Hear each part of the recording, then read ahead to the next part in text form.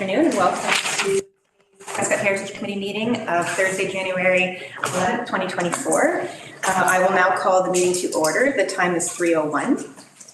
The first item on the agenda is the election of the chair.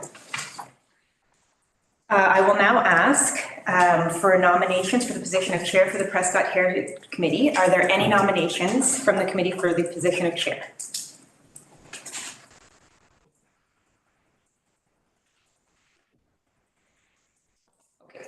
Great. Are you nominating yourself or? No. I'm wondering if Joan would take the chair again. Okay. No. Okay. Okay. And Councillor McConnell, you put your hand up? Yeah. The reason we're here is for a particular property, and the one of us who has the least amount of time in Prescott and the least to do with this property, I would say, would be Karen, who also happens to be the newest member. I would nominate her for the chair. Karen, do you accept that nomination? That's surprising after being here for a single meeting. Yes, if I can get, yes, I would accept it. Okay. Are there any other nominations from the committee? Okay. I'll then call 3 times for final nominations. So are there any other nominations? A second time, any nominations? Third time nominations? Okay. Thank you very much. Our new chair is now Karen Hume. Okay. I'll have a recommendation that Karen Hume be appointed to the Prescott Heritage Committee. For the remainder of the term, if Karen approves. Yeah, have a mover.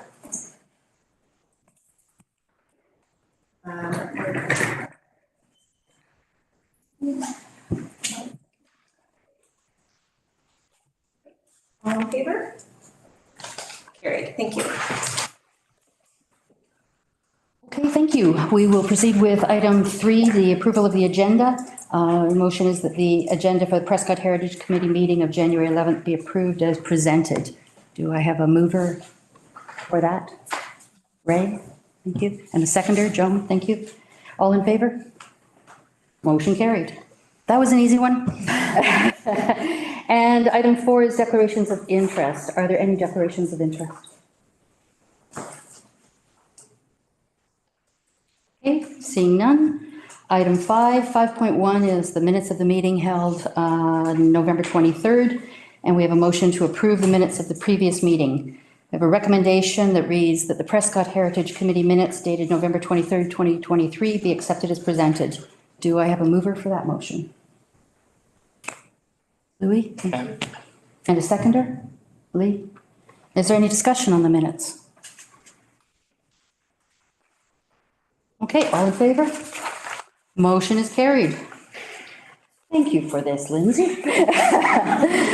All right, now we get to the big one that doesn't have notes for me. Agenda item 6.1 is the land behind the town hall, a discussion of that. Is there someone who would like to open that conversation, that discussion?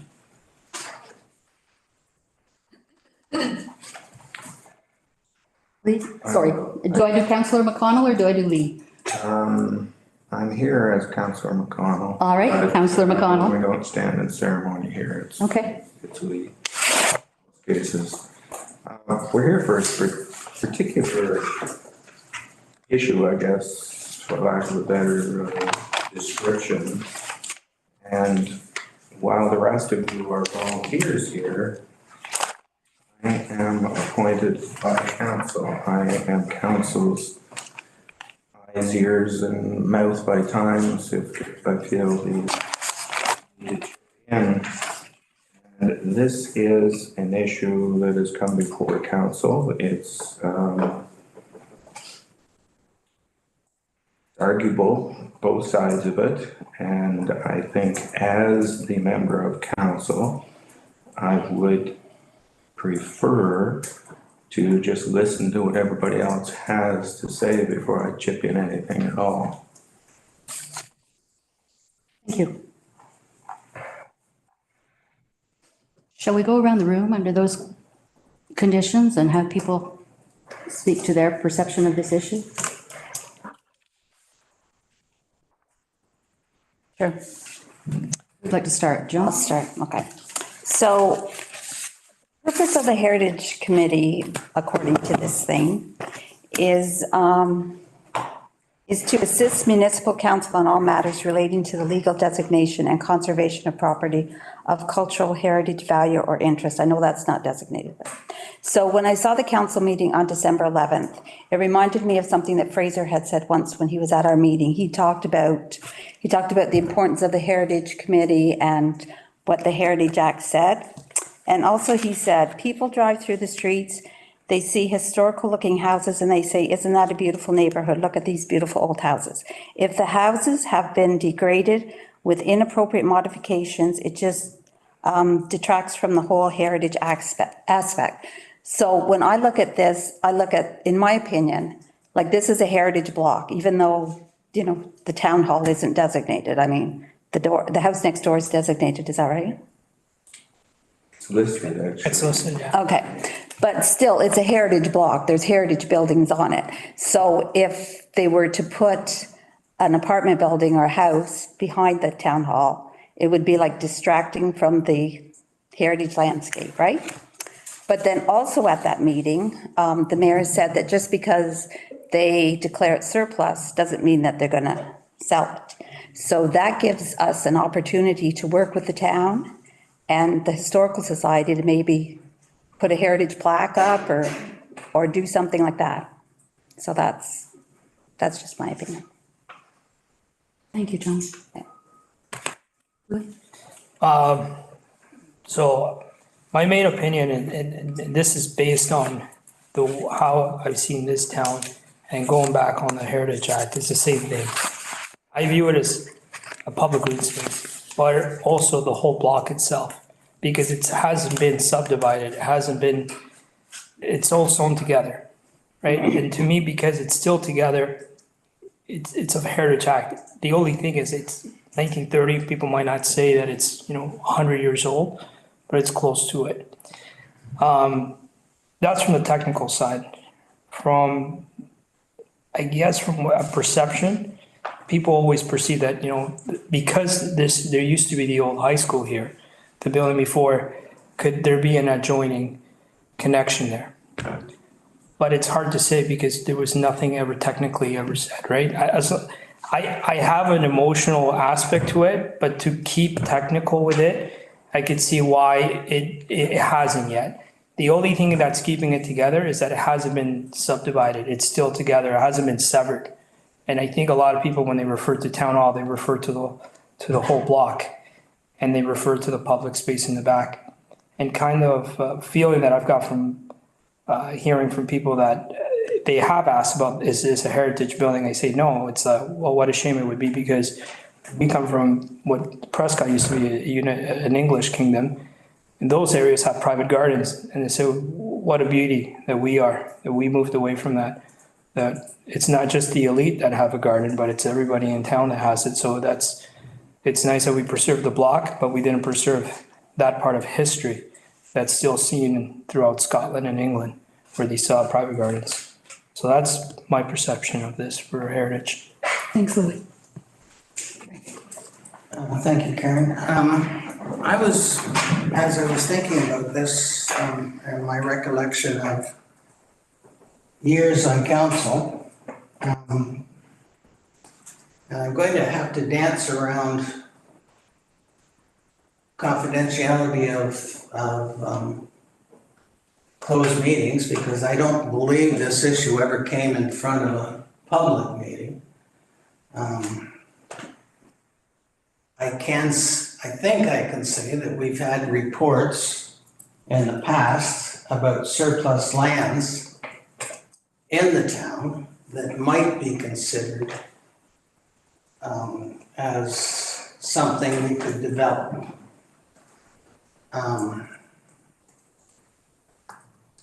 from that list that I recall, this particular one was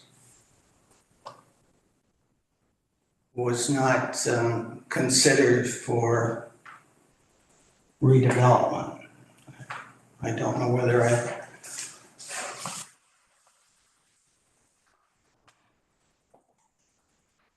stayed away from getting myself in trouble or not. Matthew, if I'm overstepping, please help me out here. But, so I went back to try and find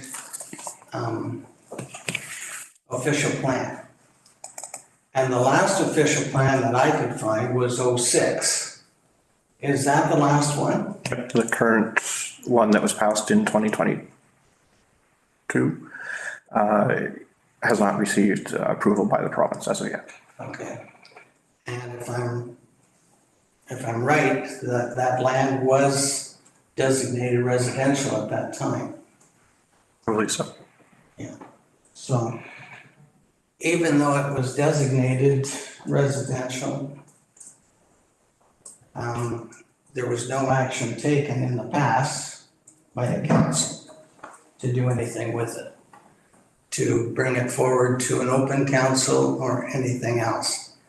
No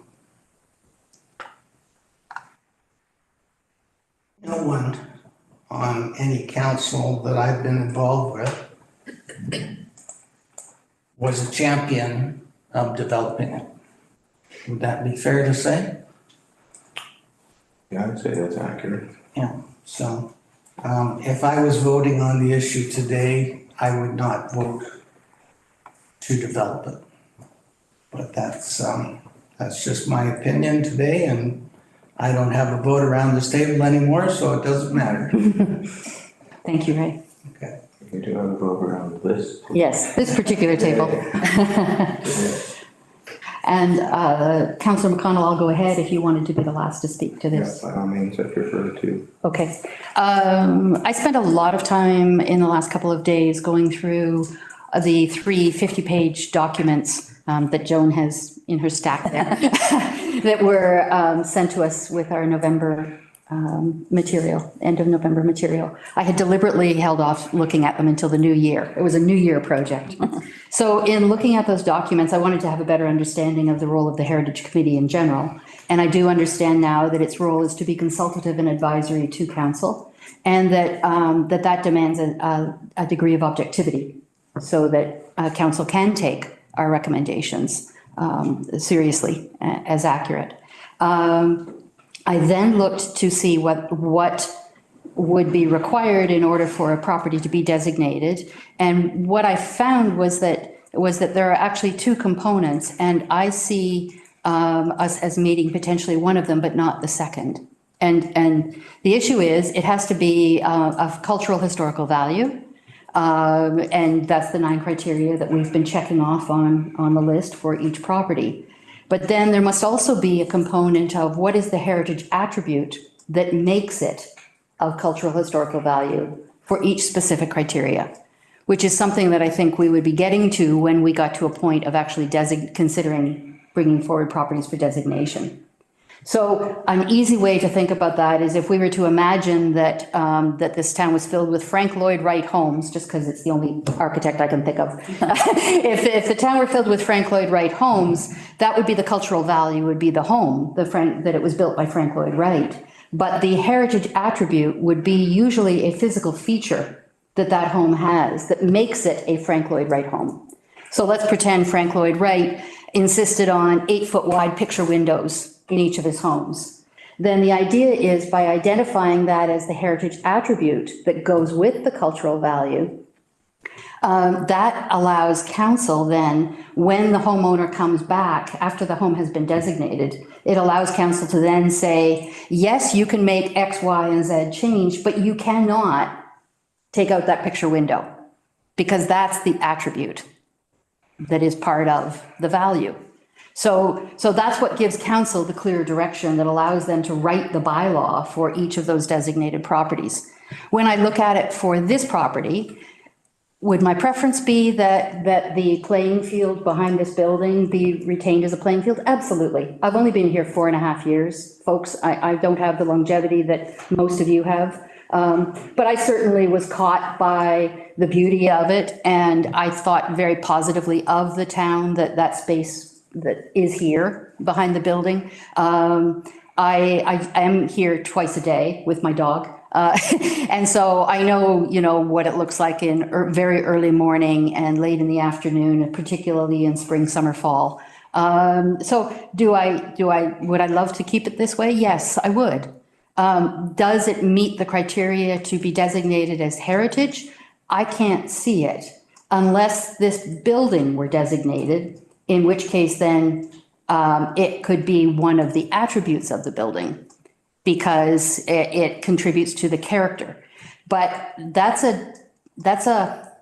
think that's a thing that we've already gone past, because there is no way now that I can see for us to push forward on trying to designate this building and be considered in any way objective, if what we're doing is trying to designate the building in order to keep the playing field. That's what I've found in what I've been reading.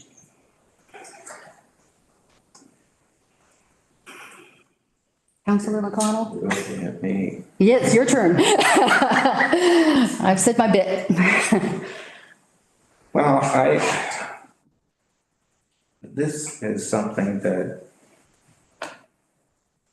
I guess you could say erupted, sprung forth, whatever, in the middle of December with that council meeting and the notice with the agenda that is going to be, well, at least they were going to discuss declaring it surplus.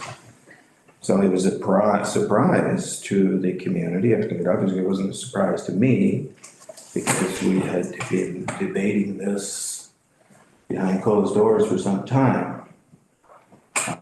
That's a bit of a divulsion there, but I don't think it's anything that anybody hasn't already guessed. Things don't just spring from the well. They have to develop. I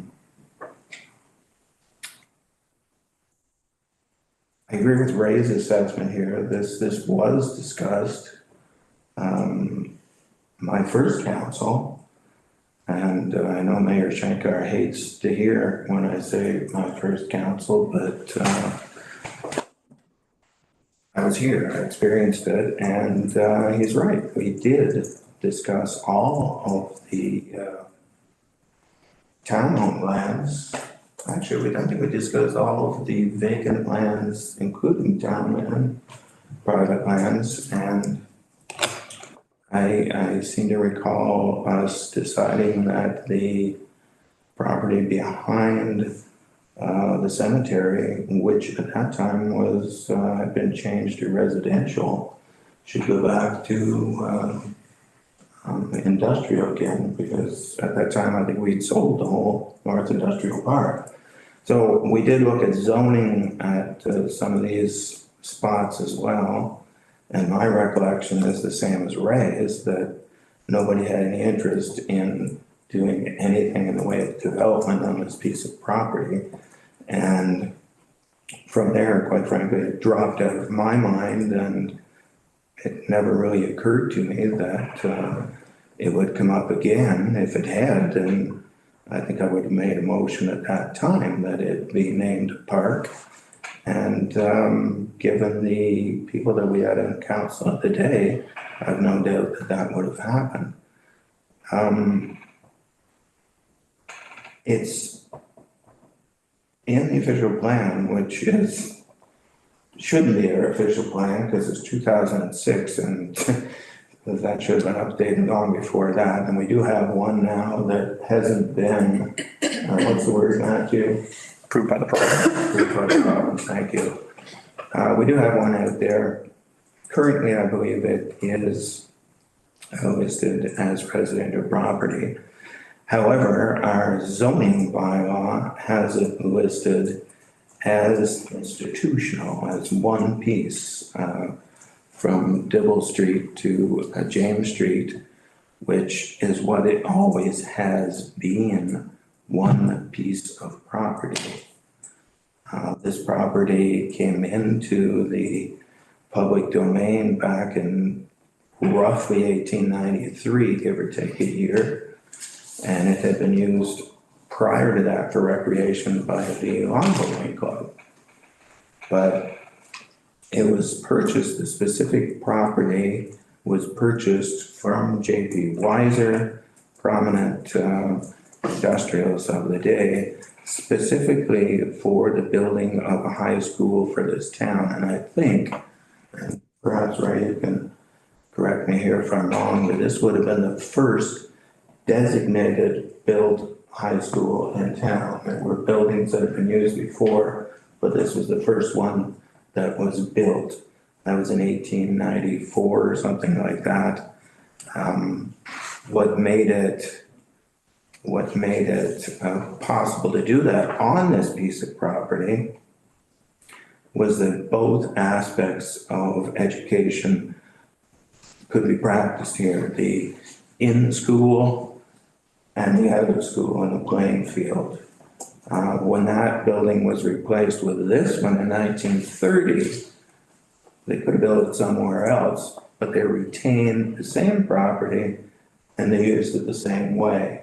The playing field behind was left unchanged, and the school, which was considerably larger than the original one, was built here.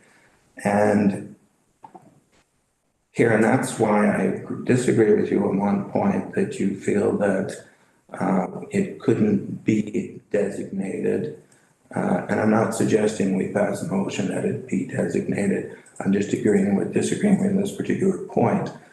It is one property. It has always been one property. And the playing field at the back was as important to this property as the school on the front. When you look at this building, it is an excellent example of 1920s school architecture in this province. You've moved here from elsewhere, and I'm sure in your travels you've seen very, very similar architecture to this building in other communities.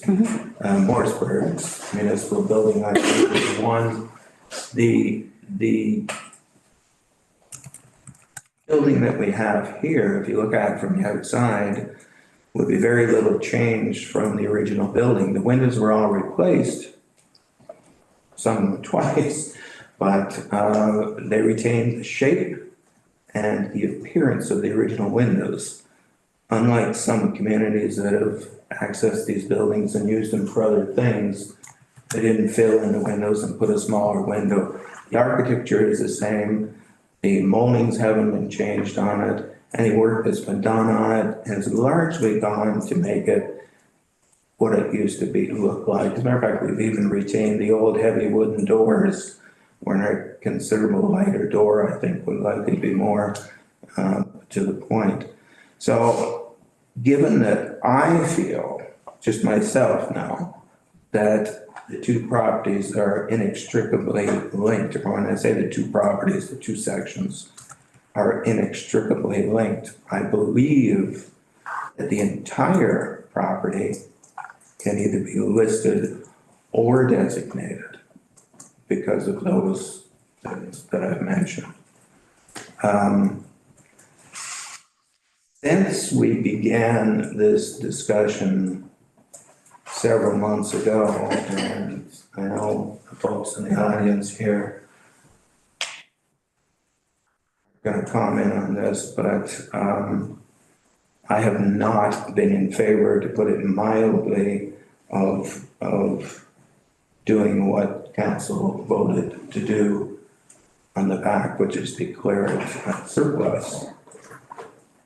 But like a reasonable member of council who listens to the public, and I say the public, not other members of council, but I've received so many emails and I have listened to the people that have spoken on 3 occasions here, and I have talked to people on the street, and the overwhelming consensus from those people, from the public, is that they do not want to see that property developed.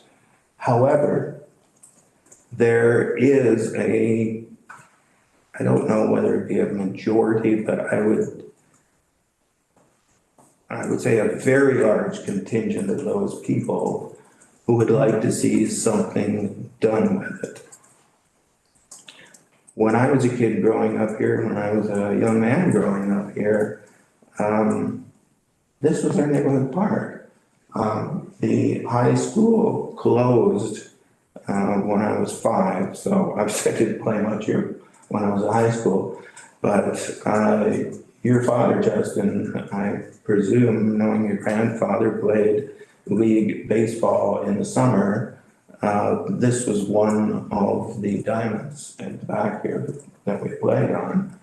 When I got older and went into high school in the fall, after our supper, for as long as we could do it, there was a football game out here. A good contingent of the high school football team played out here, and it was the entire, well, actually, they came from all over town, some of them from Riverview Heights. United Church, the scouting organizations over there, of which I was a member for years, used this as their recreational yard. The Air Cadets, who occupied the 3rd floor of this building for many, many years, used it as a parade ground. Football went out of fashion, baseball went out of fashion, the neighborhood kids played soccer down here all the time. I see parents with their kids tossing frisbees. Now the most common usage of it is, as Karen, Walking my dog. walking your dog, and yesterday, when I walked by, one of my neighbors was walking his dog out on the lot. And I see people standing talking on the lot as well. It's a social, well, I wouldn't call it a social center, but it's a social area where people get together. And the comments that I've heard from people, my feeling was always that we have parks in town. We have splash pads, we have pools, we have this, we have that, we have swings. But that's the only recreational spot for flat, big soccer games, whatever, that we have in this area of town. I'd like to see it stay the way it is. But this whole thing has made me stop and think. And when I do that, I look around my neighborhood. And the other day, I just stood in the kitchen window when I was doing the dishes, and I got thinking about the houses up and down the street when I was a kid, who lived in them, and I counted off how many kids were in the neighborhood, and I counted out how many kids were in the neighborhood now. And I kind of realized that the neighborhood, well, it's something I knew all along, but I guess it was never one of those things that wasn't put to practical use. But the neighborhood has changed, and I'm not a kid anymore. Louis doesn't have kids currently anymore. Karen, you don't have kids, you have a dog. True. The usage of the space has changed, and I was reading several meetings ago when we discussed the comparison of that property between a park and a vacant lot. When I read about the difference between the two, I recall reading that if you have a park and you don't do stuff to upgrade it, it's going to suffer from lack of use. And it's my belief, and I don't think it's, Ray has been on council with me for the last 3 terms, and since Moses parted the Red Sea before that, but I don't think it was, I don't recall any conscious thing of not spending any money out there. It's just, it's always what it was. It was a play area. It's just, we never did it. But from what people are telling me and from what I've been thinking, I think that. Councillor McConnell, sorry, can I interrupt you for a second? I appreciate everything that you are saying, but I think we should make sure that we keep this focused on whether or not this is a heritage property. So rather than looking at what might be potential for the development of, making it more effective as a park or whatever it might be, let's, at this point, stay with the question, does it meet the standards necessary to be declared as heritage? And I would like, to that end, to make sure that I'm really clear about what it was I was trying to say, which is not that this building couldn't be declared heritage. I have no idea whether it could or not. We would have to go through that process. The point I was making is we cannot declare the playing field on its own to be a heritage piece of grass because there are no heritage attributes of it. We can't say this tree must stay here forever. There's nothing that would allow us to do just that piece. Louis? And you're right. To that? But however, though, when the high school, and I've checked this in the last couple of days, and I checked this with a lawyer too. When the high school, and I think we were talking back and we couldn't say much, but I did get some sort of confirmation, did the transfer, or was talking about doing the transfer in 1957 of the school. There was a plebiscite. And the problem with the word plebiscite is it could be translated into so many different, it could be an agreement, it could be a referendum, but there was a plebiscite, and a lot of people are coming out now saying that there was a plebiscite. And right now, the Upper Canada District School Board in Brockville is going through boxes because unfortunately they had to take over the other school board, and then, in hopes that they stored it, but they did store this in separate buildings. That in order for the town hall to take over the high school, the land behind it must be retained for use of pleasure for the public. Now, you got to get this in paper. If not, it could be hearsay. Somebody heard it back in 57, and then, pulling the records for the title for this, it says that in 1960, on October 26, it took over for 20,000 and change from the Queen. Right before that, it was his planned subdivision of 1885. So I did some more digging, and then that's the only thing, because I did think about that, right? He said, yeah, as much as we love it, could we really designate it as a heritage? Probably not, because it has to be part of the building. But if the plebiscite is true, and there was an agreement that the land, in order for the town hall to exist, it must retain the green, then it always encompasses as one. Now, second, this is beyond the heritage. But if the town, you are only allowed so many severances. You have the first severance from the Alpheus Jones. You have the second severance for the parking lot, which was needed for the high school. You're at 2 different counties, different amount of severances. But that doesn't have to do with that. I'm just encompassing that with the plebiscite. So that's the only thing that would retain it together, is that if they can find this agreement, and then like the lady said, yeah, unfortunately, they had a ton of plebiscites back then, and then there was a lot of agreements.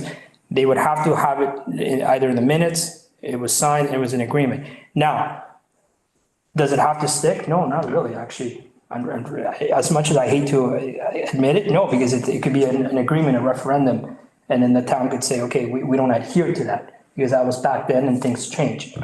But that's the only thing that might stick it together. And then if we do a committee, agree or not agree, it would be together, back and forth with the green space and the land. And that's the only thing that would make it stick. I talked to the lady that's in charge of the records, and like she said, they'll go through their boxes. They only have so many hours a day that they can dedicate, and they only go to that one building in Brockville once a week. And I said, okay, if you find it, great. And if you don't, it is what it is. I don't expect a lot of people to hold documents for 60+ years, right? So, but that was an interesting discovery, and it is coming up with a lot of the older folk that have been here, right? But in saying that, my great grandfather could have said a lot of things too. Who knows, right? But it is interesting that people should know that and at least take that in consideration. From a legal perspective, though, the town doesn't have to adhere because, agreements could always be changed, right? And circumstances change. And that's where I try to take, being part of the Heritage Committee, I'm trying to take that emotional side of that. Okay, you know what? Yeah, they had a referendum. Well, referendums change, right? And referendums are not always legal binding. So that's just something that I think everybody should hear take. And if they find it, great. And that's about that, right? Going back to lease, comment, or Mr. McConnell's comment, that what it was used and what it is used today, yeah, I could agree why some counselors want to develop this for development, because they don't see it used for what they think for children. But to Lee's point, it is used a lot for people to walk their dogs, because it's a flat playing ground. It's within the area for walking. And we don't want people to walk down by the beach, because you don't want your dogs pooping down by the sand. So it is within that reach. Does it conform to the heritage? I mean, the best thing I would say is just the look and feel of it. It's the old trees, the old building behind it, and it's a nice green pasture for people to enjoy. But going back to the building, that's the only thing I can attribute, is if they stick it together. Thank you. Matthew? And just getting back to your point, it's, regardless of whether it's used as a park today or not as a park, or people walking through it, or used by children, or used by dogs, or used by adults, I don't think that really should weigh in on the heritage aspect of that. Correct. This building and this property. Correct. I think we have to, what I'm hearing around the table is there's an enormous amount of emotional memory tied to this property, particularly for you, Councillor McConnell, and I completely understand that. I've never lived any place more than 26 years, so I can't even imagine a 66-year run in a town. So, the emotional memory is strong, and there may well be other avenues that people are pursuing, as is clear on the signage that's on the hydro poles and things. But the question before us is this a Heritage Committee issue?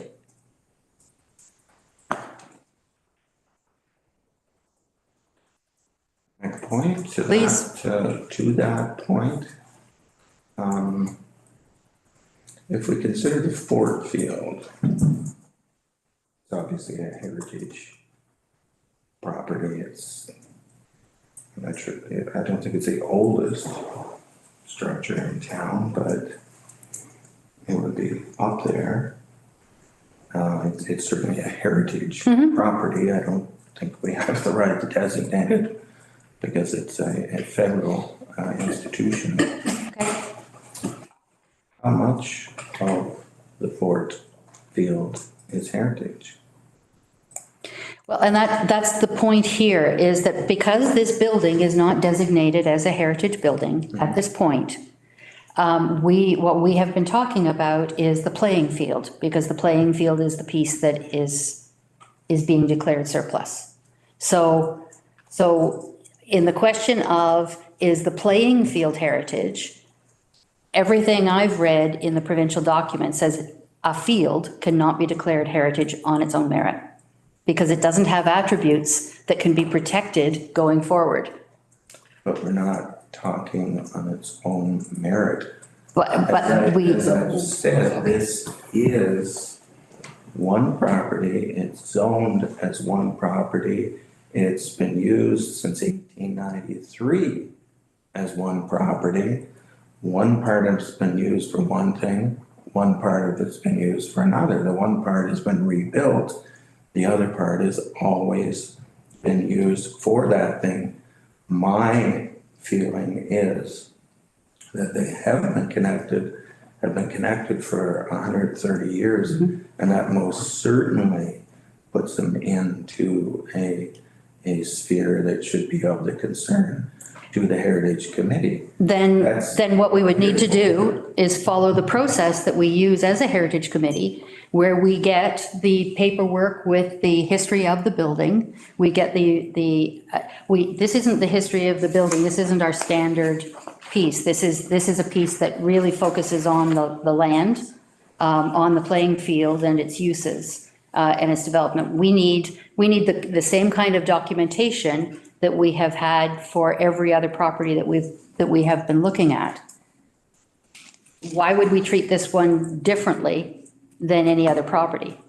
I think the question of that, or the answer from that, is because if we don't, because we see, a lot of us see, let's just be honest, a lot of us do see a value in the history of the building, but we always took it for granted. Let's just be honest. I took that place for granted because it was there. I'm like, and now every neighbor said, I'm never going to touch it. They're never going to touch it. No one's ever going to touch it. It's a green space.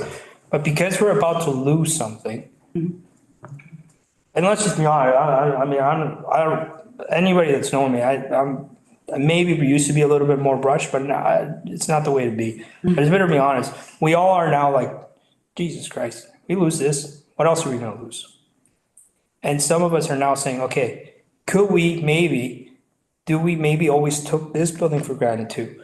And if this building was to be designated heritage, does that allow us to maybe help keep that green space? I think that's the reality. I mean, instead of just going around, and I'll be cut cheese to that, but is that something that perhaps could happen, that if we didn't make a recommendation, okay, this talks about the land, doesn't talk about this. Okay, UPA, let's meet in 2 weeks, have, 5 pages that talks about the building. If, let's just say we did vote for this building to be considered heritage, we voted for it, great. The 26th of January passes, we go to the next council meeting. At that point, the town could, one, rezone and start exploring buyers, right? Between that time skip, if this building was considered heritage and it voted, does council have to take that recommendation? No, they don't. They don't. They don't. However, though, what does that do with public display? How does that sway? Okay, whoa, they just made it heritage. I think there was some second reconsiderations. That's what I see here. Yeah. To be quite frank with you. And yes, I think this building could have been heritage, but we never thought about it because it was like 1930, it's almost there 100 years. And we have these lists. We've been working off this list and we gotta, thanks to Lindsay and I'm sorry, Kaylee, I never really dealt with you much, but it was mostly Lindsay. Like she was like, no, we gotta hit this list because if we don't, we keep pushing years and years and, we're going to get new owners and new land.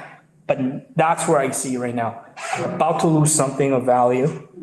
A lot of us do have an emotional feeling. And now we're looking, I'm like, okay, maybe this building's within close to heritage. Could we make it heritage?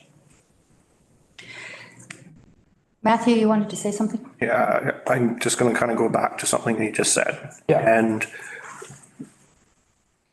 I'm getting very concerned that the only reason we're considering this building is so that we can protect what could be lost in the land at the back, which you just stated.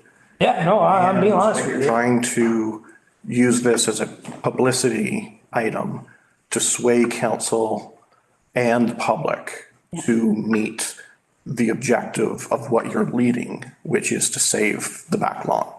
This now gets into a very murky area of objectivity, of impartiality, and using this committee to achieve a result that is for something other than heritage.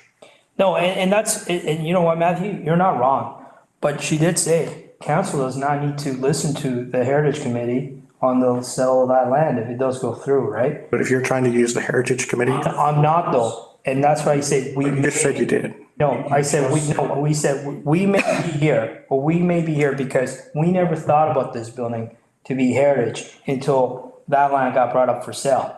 And now that land is potentially being for sale, it brings up the question of this building, that perhaps maybe if we do consider this building for heritage, we protect the land. Exactly, and that's where the. But that is murky. You can portray it any way you want. That's where the problem lies, is that you're Yeah. trying to designate this building for the purpose of protecting that land. And if that's what we're trying to achieve here today. Well, we may or we may not, right? Because there may be, like I said, we don't have any information to talk about this building, right? So we would have to come and meet again. And then we would have to see, does this building even portray heritage? I don't know. Ray may vote against it as a chair, may say, okay, guys, we're going around the table and we have to cancel the meeting. But at least we're having a discussion. I mean, that's a big thing that everybody wants to have, is some sort of discussion, rather than just have it one meeting, it got passed and that's all it is. If today we get nowhere because all we did is talk about the land, okay, at least we had that discussion. The next time we would talk about the building, and then people can have it as say, okay, do we do it or not? At the end of the day, council doesn't have to listen to us. A concern I have is that we want council to feel that they can trust us, and that as we go forward with other properties, this isn't the only property we're talking about. We have a lot of right? properties, And we have a lot of properties. And if council feels that they have been manipulated in this situation by us trying to protect a piece of land and exactly as Matthew has said, designating the building in order to achieve that end, then we've lost all objectivity, and we will not have the support of council or the trust of council going forward. And that's a big price to pay. And that's what I was trying to say at the very beginning, is that we've really, unfortunately, the tail has wagged the dog, and it's now going to be impossible to unwind that and make it, oh, we need to protect this building, and then, and make it anything other than a last-ditch effort to save the land. All I can tell you is that what I said is, and I'm being blunt, I'm being honest at this point about it, but we would never be here to talk about this building if it wasn't for the land. I think I brought up the conversation. And at least, Matthew, I'm being honest with you about it. I mean, if I have to drop from the Heritage Committee because maybe I'm too impartial, hey, I'll be the first one to admit it. I'm sorry, maybe I'm too impartial about it. Maybe on this topic I have to step away but at least let's be honest about why the heck we're here. I think a lot of us. But, and the last thing I will say, and sorry for a lot of us, I'm just happy that at least we're having a discussion about this. Because that's a big thing people want to see, the community wants to see, is what is the Heritage Committee? Because people have asked, what are they doing to protect that land? Because a lot of the people thought it was part of Heritage, and no, it's not, right? So I'm glad you brought up those points, Matthew, and you corrected me, because I do have the emotional side, and then there's the impartial side. And I stand with that. Right. Matthew, in the draft official plan that's before the province, did we leave it residential or did we make it institutional? I believe it's institutional at this point. The difference between residential and institutional. So the official plan looks at areas and says, what would you use these areas for? And part of it's based on its current use, some of it could be based on its future use if it's in an area that is undeveloped. And so, the high school, this building, some of those areas are designated institutional. It doesn't preclude an official change amendment to be able to say that, we wish to reconsider and it shall become X, Y, or Z next. So I think that's really, there's nothing set in stone that says once it's in the official plan as one thing or the other, then it can never be changed from there. So we'd be changing the draft official plan before we adopted it. Yep, which is a commonplace when it takes 2 years to get it approved. Yeah.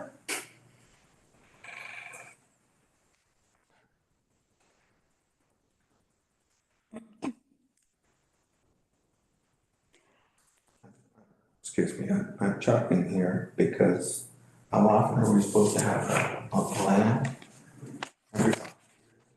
And I think you just said our current one was 2006, so a lot of things of every 2 years just seems kind of, we've done all kinds of things since 2000. Every time we change the official plan, we try to capture all the exceptions to the official plan and to the zoning bylaw. Things that have been changed, so we try and get it as correct, as accurate as possible when we adopt it. So, but it won't be the only thing that gets changed in the new official plan when it's adopted. Whenever you have a change in council, especially if you have a significant change in council, which we did this year, we have 5 new people who, correct me if I'm wrong, but I'm sorry. All right. If they have anything to do with council before, you can get a tremendous change in opinion. I can remember my first term, we changed the designation of a property which the previous council had declined to do simply because of the different views of the new members. But to your point, my understanding of the Heritage Committee is that you're right, it is here to advise council, not to dictate to council. Council, although you're right, council does not have to pay any attention to what the Heritage Committee may say. That's not normally the case. It has happened, but it's not normally the case. If the Heritage Committee feels strongly enough about something to make a recommendation or a statement, it's at least read and discussed or taken into consideration. The Heritage Committee very often acts at the request of council. In other words, if council is concerned about a particular property building, they can request the Heritage Committee look into whether it's listed, designated or not. And sometimes we wind up with properties that are listed that weren't before on account of that. But it is also the duty of a Heritage Committee member, in my opinion, this is the way I see my membership here, is if they see a risk to what they consider is or should be or could be a Heritage Committee, to bring that up at the committee meeting for discussion, which is what we're doing today. And if there is a strong enough feeling at the committee level to make a recommendation that can be agreed on to council, then that's the member's duty as a member. Okay. I think that's. And I think that's the main word, and even Fraser has said this in the past, because anything I've learned was from him, even I think from everybody here, but especially him because he's that knowledgeable, is that if you see a risk of a building that could be potentially lost, then you bring it up to the Heritage Committee and then you let it roll from there. At least you're doing what you can. And after that, if there has to be, because not everything that we've talked about, we've agreed, but he always says try to leave the emotion out of it because you may know the people and maybe they can't afford to fix the house, but the house is going to be there after they die. So the house needs to be protected. And at least we're doing our due diligence just to bring it up for discussion. If we are talking about a building that's in danger, Yes. in this case, the building is not. No, but the land and the building are still together right now. And that's a big thing to consider. And that's the real reason we're all here. I mean, that's the reality of it. Matthew? I think I was just going to make that point, is that my understanding is the building is not in any imminent danger of any change or otherwise. Multiple councils have made multiple changes to this building without ever considering it heritage. However, now we're trying to use a change in a portion of the property to then evaluate this building to save that portion of the property. So we've had a really fulsome discussion, I think, and I want to commend all of us for being able to do that calmly, reasonably, and people have had the opportunity to say their piece. We need to figure out where we go from here. Is there anything that anyone wants to suggest going forward? I think it's quite clear that we can't go forward with any kind of recommendation today. We don't have the information. But I'm open to thoughts about this. I don't know what we do as a next step.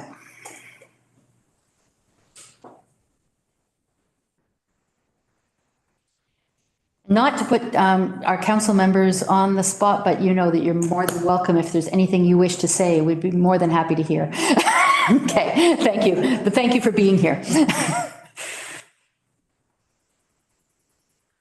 Matthew? I did want to note, so the report or the previous official plan was updated in 2018, and I'm just looking at the final version of the current official plan is waiting approval, and there was no change.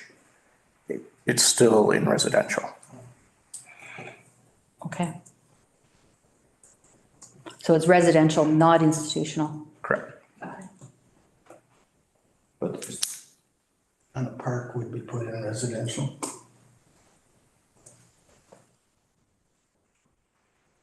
That, Matthew, on the website, sorry, go ahead. I was just gonna say on the last WSP report, it's labeled as institutional from 2016.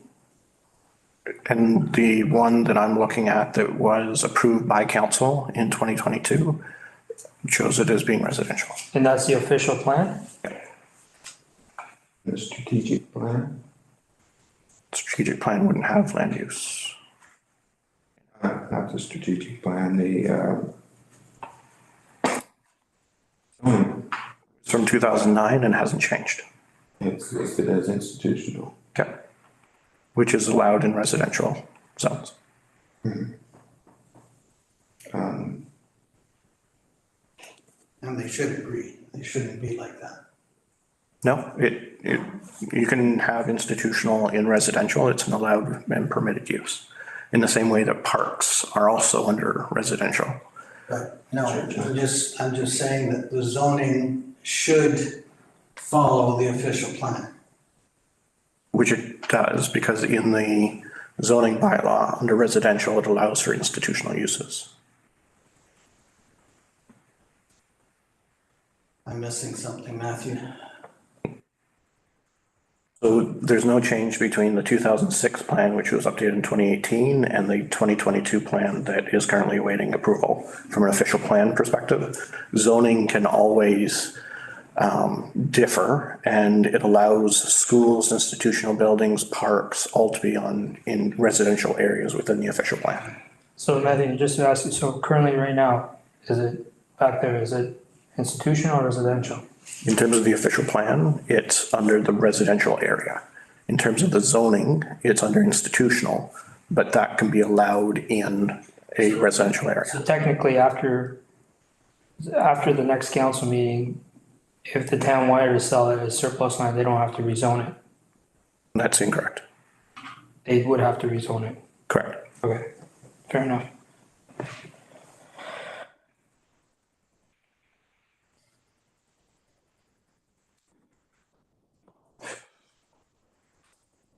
Can I attempt to summarize something here for possible agreement? Sure. Yes, go ahead.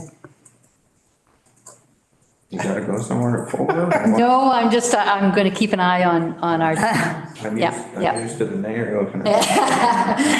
no, please go ahead, summarize. Okay, from what I have heard, from what the rest of you have said, and from what came out of my mouth, there is a concern about the rear court portion of this property, and the members of this committee really don't want to see it developed. However, the ability of this committee to make a written recommendation to council is not,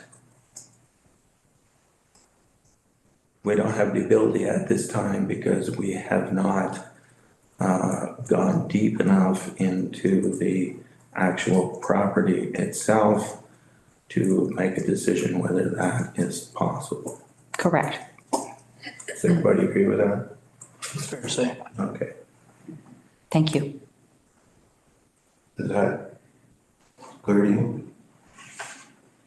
Any problem with that? Are you suggesting that we ask Fraser's committee to make a recommendation on this building before our next meeting?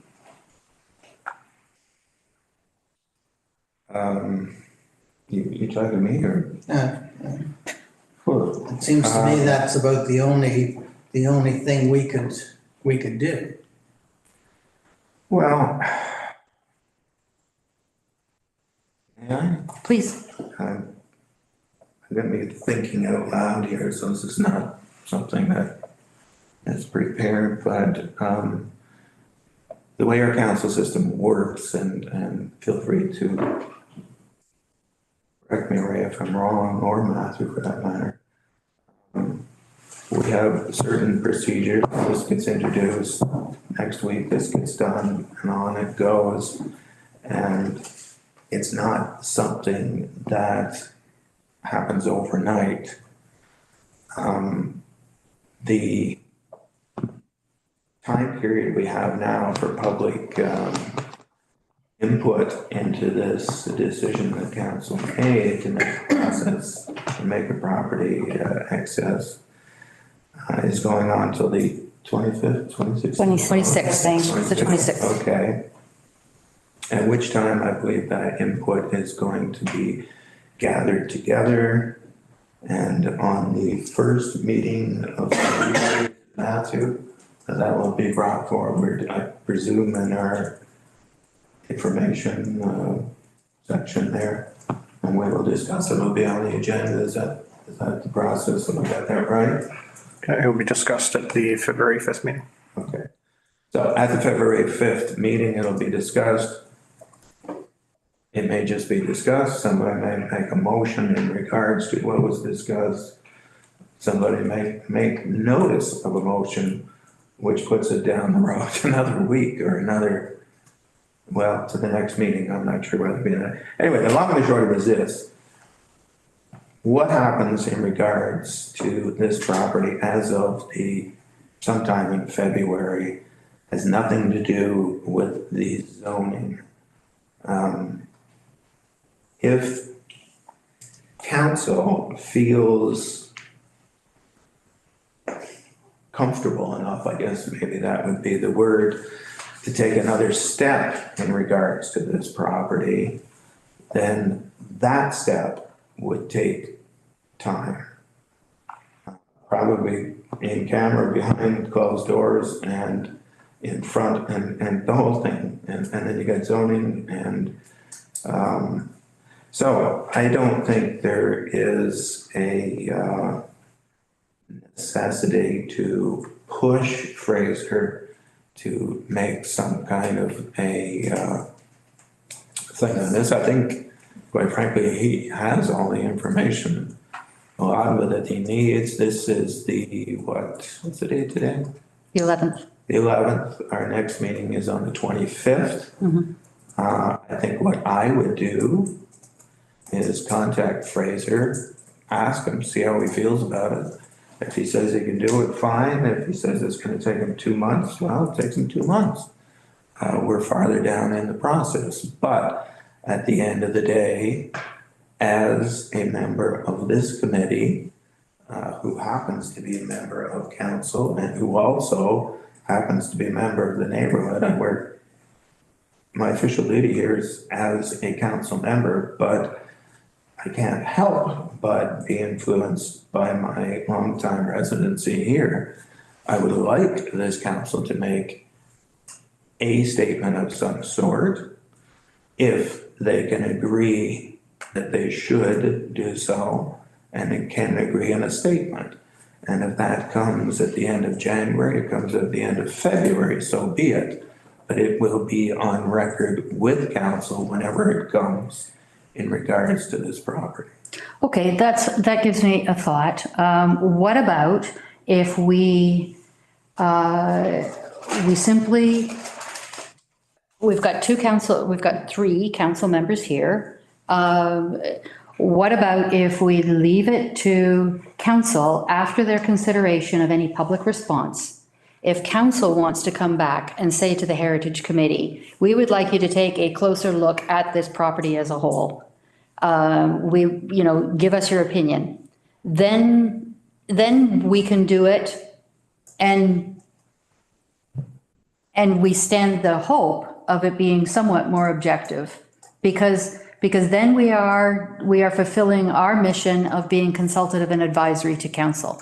Right, as Councillor McConnell said way back, this is usually often initiated by council. So council's members of our community as well, and, listening to the public and having their own thoughts about this. What about if we let that process play itself out? Let's see what the response is from council to whatever public contribution has been made, and trust council to come back to us, rather than us pushing for council to do it. Then we're already, that's the process we're using with every other property that we are considering. You put me in a very awkward spot. Well, please don't feel you need to respond to that point. It's a suggestion that would allow the process to play out the way that it has been. You can all disagree. I can handle it. Thoughts? I just don't know where else we go.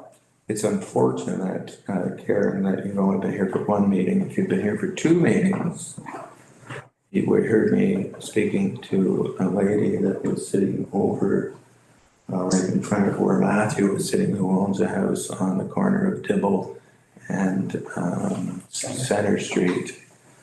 And she was telling us that she couldn't put a new sink in her bathroom because if we designated heritage, she would have to find a sink the same. And we explained to her that wasn't the case at all, that if you maintain the appearance of the outside of the building, you put a whole new bathroom, you really don't care. You have to make the place usable. But I also told her that it is the duty and the job of the Heritage Committee to protect the heritage properties, and not very often, but sometimes that is against the wishes of the property owner. And in this particular case, the property owner is the town of Prescott, and the town of Prescott, via town council, and you're right, three of us are here, we're not a quorum, so this is an official meeting unless we count Ray again. But if the owner of a property, and we will say it's the town of Prescott, via town council has taken a step that is opposed by a significant number of people, and I think that's pretty obvious with the response that we've had from the community. It's the duty of the Heritage Committee as an independent body to voice an opinion. As we have done, and voiced an opinion, but I went through all of those documents with a fine-tooth comb, and I am not finding the duty that you are speaking of. I am finding that our responsibility is to be consultative and advisory to council.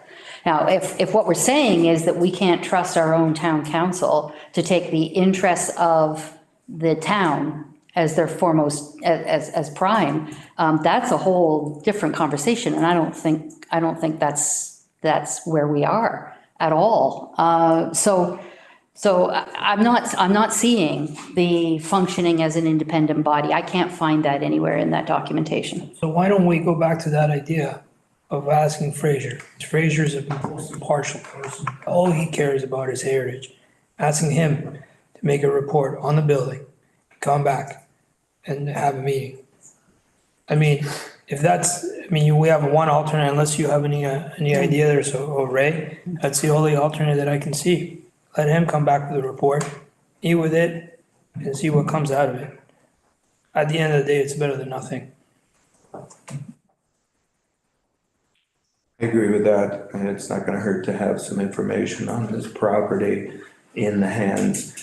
Matthew made great comment, if you will, at the December meeting of me bringing this property up at a meeting before you were here. The insinuation, of course, is that there was something improper in that. That's what was implied. And that's what most people that have talked to me have taken from that. Nothing improper happened. As a matter of fact, I happened to be standing on the street out here talking to Fraser one day. You run into Fraser a lot. He walks, I walk. And we were standing looking at the building and we were discussing something to do with the Heritage Committee that was coming up. And of course, he does the recommendations, and I honestly do not remember what it was. And we're standing there and I'm looking at the building and I said, have you ever, how come you guys never designated this building? And I mean, it's a wonderful piece of 20th school architecture, and we talked about it a bit.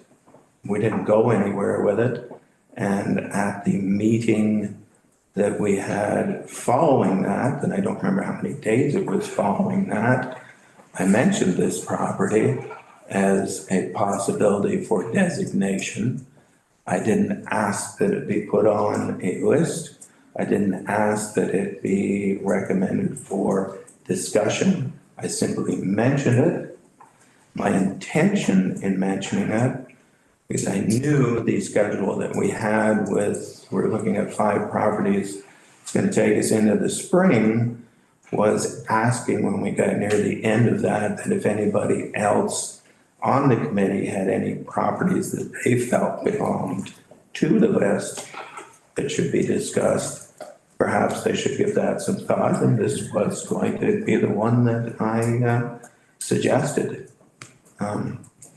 So my interest in the property is obvious.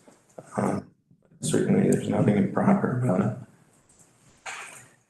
Good, through you, Madam Chair, Lindsay, I don't know how do we go about it, but could we make a request for Fraser? So through you, Madam Chair, at any point, a member of the committee can put forward a recommendation, ask for a seconder, and then the committee would vote on it. All right, so that's my recommendation, that we seek Fraser to do a study or make some heritage notes or a preparation of documents regarding this building and move on from there. Seconder for that motion? Ray? All in favor? Opposed? I'm going to go opposed.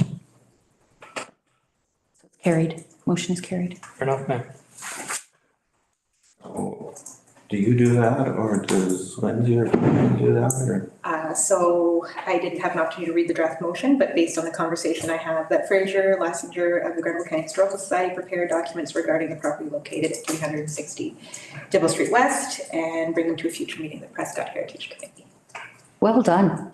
I think you captured it. Well, No? Worried about a timetable? no, it doesn't. I believe it was you, Karen, that mentioned we don't have the same as we do with the other properties.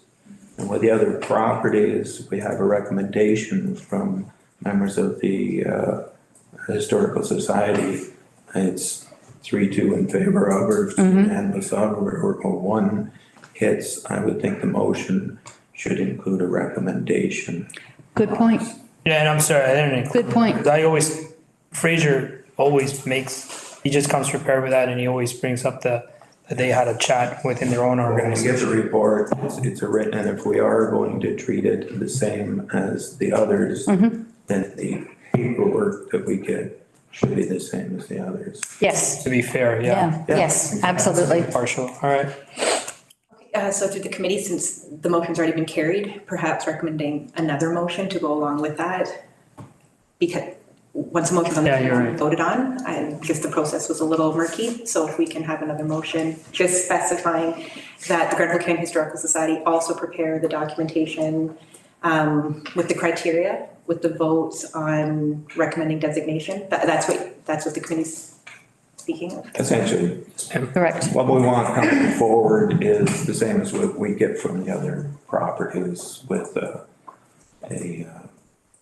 But from the entire Historical Society, not just Fraser. Correct. whoever he normally consults, so.